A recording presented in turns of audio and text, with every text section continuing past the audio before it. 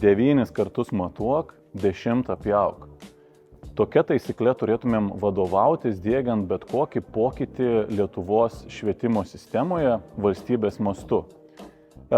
Tarptautinė praktika yra tokia, kad nieks neneigia, kad šiuolaikinis pasaulis kinta, prie to turi adaptuoti švietimo sistema. Švietimo sistemoje turi irgi būti inovatyvūs sprendimai, keičiantis sprendimai, bet pagrindinis reikalavimas, kalbant tarptautinių ekspertų lūpomis, yra testuoti ir dar kartą testuoti.